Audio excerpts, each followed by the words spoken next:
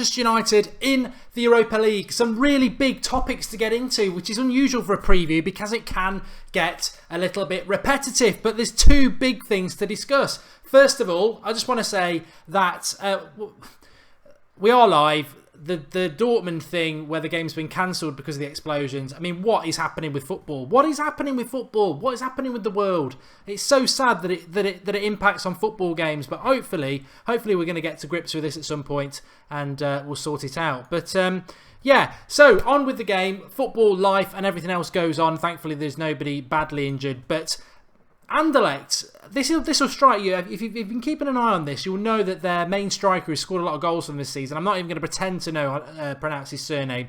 He's potentially out with the shoulder injury. However, in researching Anderlecht a little bit, and they did finish top of their table, but they do a weird thing in Belgium where they the teams that finish at the top, it's a bit like rugby. They go off into an individual playoff, and then the winner of that wins the league. I don't agree with it, but it doesn't happen in this country. But because of that, Anderlecht were apparently going to make changes for the team to play Manchester United on Thursday anyway. In effect, play a weakened team and keep their better players back for this playoff that's ongoing at the moment. Now, you might think, what? Why would you do that? Surely the Europa League's more important to Anderlecht. But actually, when you flip it round, are Anderlecht really going to win the Europa League? No. So they're prioritising their domestic title. So that's a really interesting angle as to Anderlecht may leave players out against Manchester United because their priority is the domestic league. So again, it might be something that actually plays into our favour ridiculously, but keep your eye on that. The second thing I want to talk about before I go through what my predicted team is, and also want to talk about Tielemans. I really hope he plays, Yuri Tielemans, but sort of touched on it a little bit on Twitter, and I can tell you what people were thinking about this. I will talk about Dybala in a minute as well. Romero or De Gea in goal, right? Romero or De Gea in goal. And I'll tell you what, and you might be the same on the live comments, so I'll listen to what people have got to say. A lot of people want Romero to play in goal in the Europa League. You get statements like, well, he's been playing in goal all season in the Europa League. He deserves to keep his place in the Manchester United shirt. And Romero is the better option. Romero makes less mistakes than De Gea. I mean, I've heard it all. So the vast majority want Romero to go in goal. So I've got to say, from a United standpoint of view, we back Romero playing in goal for the entire Europa League campaign because that's what the majority want. What does Mark Goldbridge want? Oh, you know what? I'll always say what I think. I want De Gea to play in goal. I don't think he can play in goal on Thursday because he's got an injury. But if we do get past Anderlecht and get to the semi-finals and the final, I want De Gea to play in goal. And I cannot understand why people don't want De Gea to play in goal if we get to the semi-final or the final. Because you know what I think to sentiment? Shove it out the window. In fact, package it up and send it to Anfield, because that's what sentiment does. It leads to an empty. I'm getting mad. It leads to an empty trophy cabinet sentiment. You've got to play your best players. Now Romero's done quite good.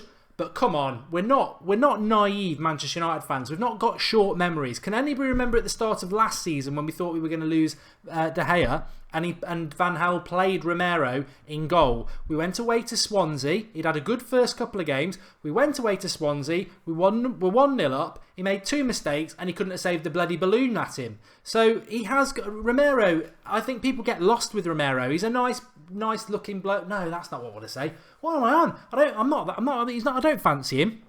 He appears to be a nice bloke. He appears to be a likeable bloke. And I think some fans are slipping into that, oh, we always get a clean sheet when Romero plays.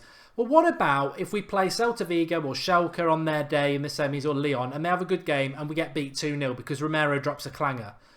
De Gea is double the keeper. De Gea is double the keeper Romero is. I cannot understand why people are saying, oh, he's been playing all tournament, keep Romero in, we'll be fine. Well, you can't say that. Can you trust Manchester United? Because I don't. What if we're in the final, it's 0-0 with 10 minutes to go, it's a really tight game, and there's a shot at Romero that he can't save, but De Gea can because he's a better goalkeeper. We miss out on the Europa League and the Champions League because of sentiment of let's play in Romero. That's my point. I'm not picking on Romero here. I just don't understand. It's a bit like saying, well, we've been playing Rashford up front all season in the Europa League and not playing Zlatan. So when we get to the final, let's play Rashford.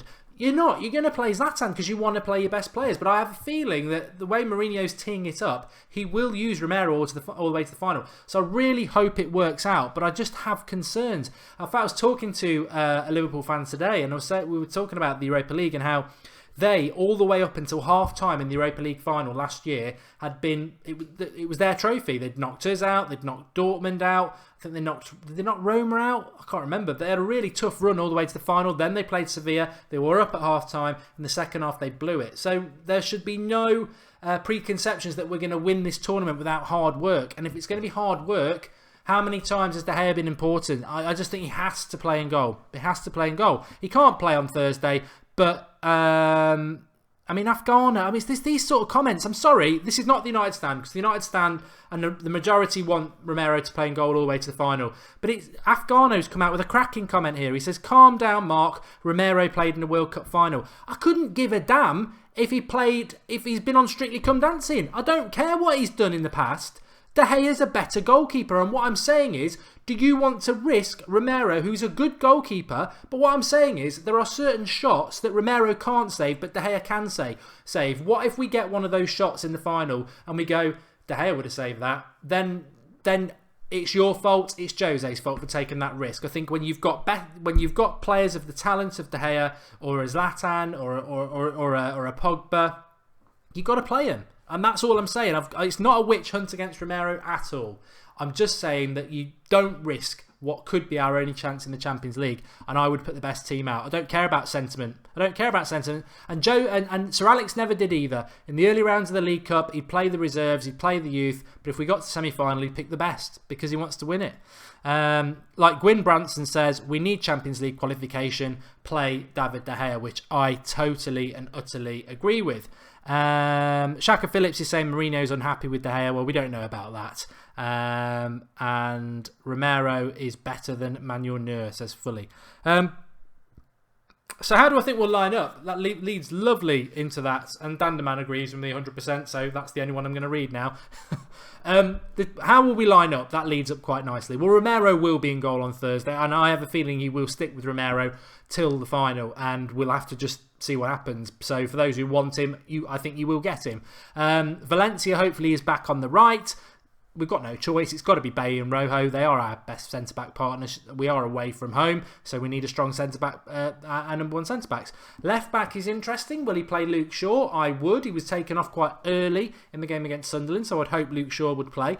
The indications are that Michael Carrick will come into the team, so you would put Carrick there. I would expect him to play with Herrera and Pogba, and Fellaini to be dropped.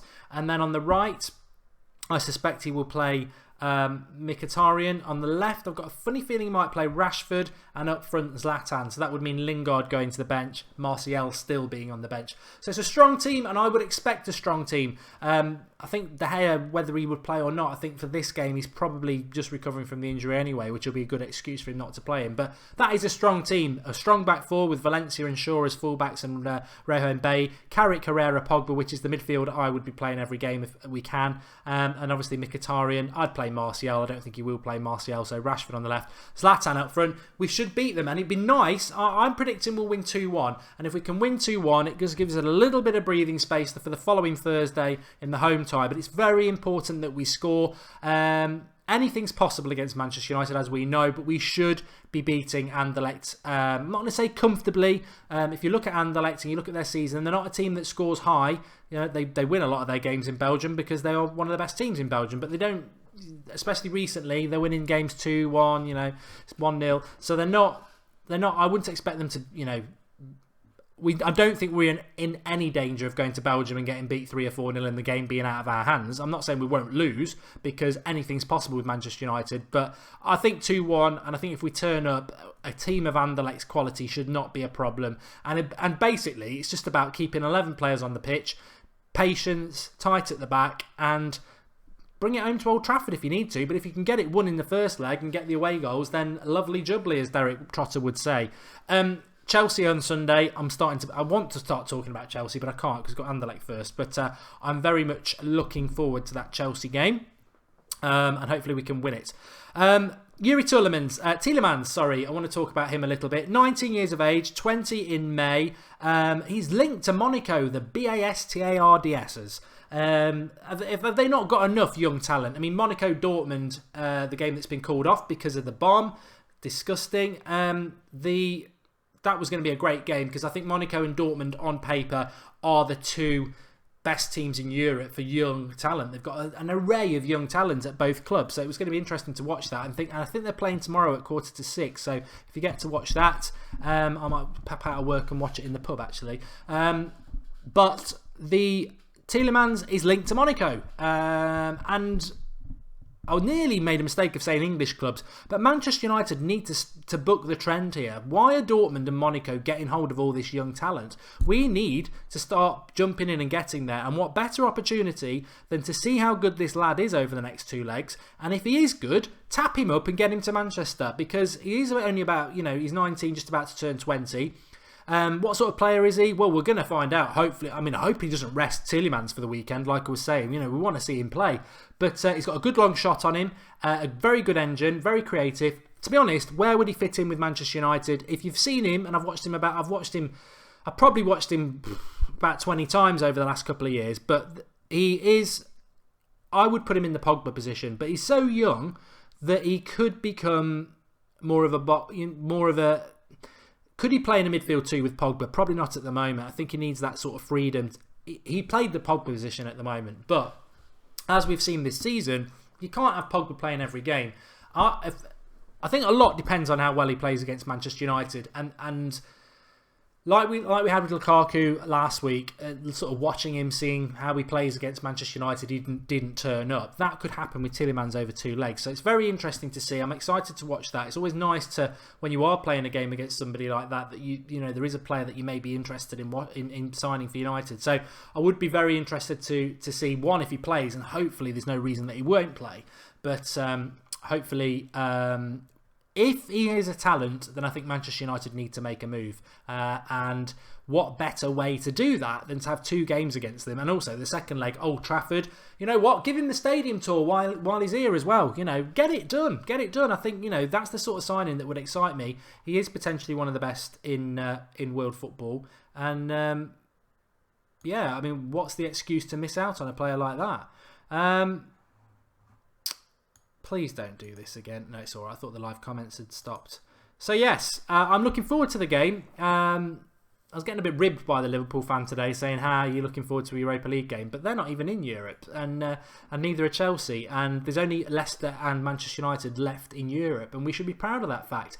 Mourinho didn't qualify us for the Europa League. He can only deal with what's in front of him, and us as fans can only deal with what's in front of us. It's a fantastic opportunity to get into the Champions League, and if we can come out of this season with Champions League football, I don't care what's happened throughout the year, the Fellaini captaincy, everything else that's annoyed us. If we come out of this season with Champions League football from where we were at Christmas, then I think we've got to be very, very happy with that. So the opportunity is there. We've got to take it every game at a time. I think we will beat Anderlecht over 2 legs, and then it gets very interesting as to who's left, because people keep talking about Lyon. I don't think Lyon are the best team. As I said last night on the Sunday night, as I said on the Sunday night show, I think that the best teams left in it are Schalke and Celta Vigo, because they're in the stronger leagues. They're mid-table teams in them leagues, and I think they're better than Lyon. But we'll find out. We're about to find out. We've got to get through this leg. What I want to see from Manchester United mostly, and it's not Europa League centric, it's Premier League as well, and Sunday excites me, because regardless of whether Mourinho thinks we can get top 4 or not, and we can get top 4, I don't think we will, because that's what I've sort of predicted, but I bloody want us to. But we can get top 4, but we're going to have to play well on Sunday, and we're going to have to start playing well if we want to win the Europa League, and that's what Manchester United need to do. We can't keep, like we have done for the last 6 weeks, stumbling through games, grinding out results, and not playing well. We've got to start playing well, and if we start playing well, and I tell you what, I do think people like Ashley Young, Wayne Rooney, if they can just get back fit for these last few weeks of the season, they could be invaluable to us. Maybe they are spent forces, but just a few more weeks, there's got to be a few drops left in the tank, and them sort of players could be really important to us, because the games are coming thick and fast. So I'm very excited by it. I mean, the great thing is the away legs are away first, and then we've got the Old Trafford leg if we need to rescue it. But if we can get it won, or get a couple of away goals at least, a 2-1 win would be absolutely fantastic. Anything better than that. But we could do. The thing is, we just don't know with Manchester United, but anything is possible. But it'd be interesting, and there is that interesting element of whether Anderlecht will take it seriously, which I thought was funny, but then when you look into it, I suppose it's not. What else did I want to say? Yeah, there's a couple of things. Tomorrow night, I've got a real special show for you on the United Stand. It's either going to be 8:30 or I think it'll be either 8:30 or 9 o'clock. All I'd say is don't worry if the live comments board isn't open as early as normal. There will be a show. It'll either hit at 8:30 or 9 o'clock. And I think you'll really enjoy it. That's all I'm going to say about that. Obviously, Thursday night is the watch along for the Europa League game against Anderlecht. And then Friday night will be the preview for Chelsea. I'm talking through in my head here. But I've got a video coming up for you a little bit later as well. Probably about 10:30. Keep an eye out for that as well. But yes. Oh, and finally, I just wanted to say as well, please drop a like on the video. I'd like to get plenty of likes on a preview. Our previews always get low likes, and I think it's just complacency on my part for not asking you, and you part just not thinking to click to like. Please do like it. It lets us know that you like it. Literally. But previews, we always do previews, but they just don't seem to get much interaction, either comments below or likes on the video. So it'd be nice. We can't stop doing previews, so you know, a bit of appreciation would be nice, and it's partly my fault as well. And also what I wanted to say as well, I've got something else for you lot as well. Lots of people have been contacting us saying over the last 2 years, why don't you do fan cams? Why don't you do fan cams? Well, we don't do fan cams because there's another United channel that does it, and we may have had our issues in the past, and they may still have their issues or whatever. I don't know. We don't speak. But that's why we do it, out of respect. We don't do fan cams because they do it, and I'm not a big fan of that sort of blatant copying. However, we have sort of been mulling it over for a long time, and we do listen to what you say, and it's not, you know, the United Stand is your channel, regardless of what anybody says. And so we've listened, and we've come up with an idea that actually fits in really well with it being your channel. And I don't know why I'm talking like this, because I think I'm trying to build it up. But if you are a match-going fan, and there are some of you out there, if you are a match-going fan, whether it's to Old Trafford or away games, maybe, you know, somebody watching may even be going to watch the game against Anderlecht. You've all got mobile phones. You're going to love this if you like it. You've all got mobile phones. What we are saying now is, sod the man stood out there with the microphone asking you the questions. If people are wanting us to get this sort of fan reaction from the grounds, which a lot of you have asked for, if you go to games from now on, we are saying this. Get yourself on your phone, or even get your mate or your mum or your dad or your girlfriend to hold the phones if you wanted to keep it steady, or you can do what I do. I just hold it there and I film myself. Just a couple of minutes. Give us your thoughts on the game. If there's something you want to get off your chest, your man of the match, your thoughts on the game, your thoughts on the tactics, you're feeling happy, you're feeling angry, whatever like that. Just a couple of minutes on your phone. When you've done it, send it to us, and we'll get it up on the channel. And it's, you know, I'll put overlays on it to make it look good for you. It will be raw, but it will be fans at the ground giving their thought and having their voice heard on the United Stand.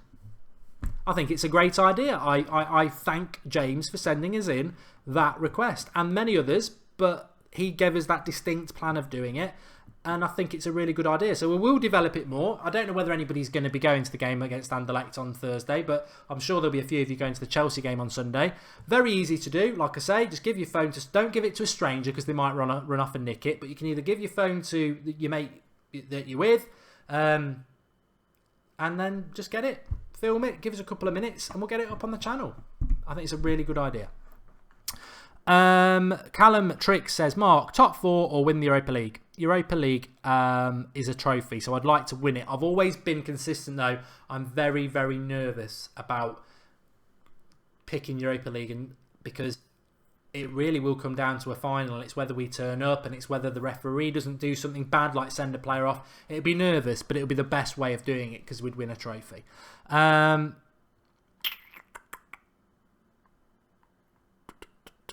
Lots of you saying it's a good idea. Some people are saying, how would we get the videos to you?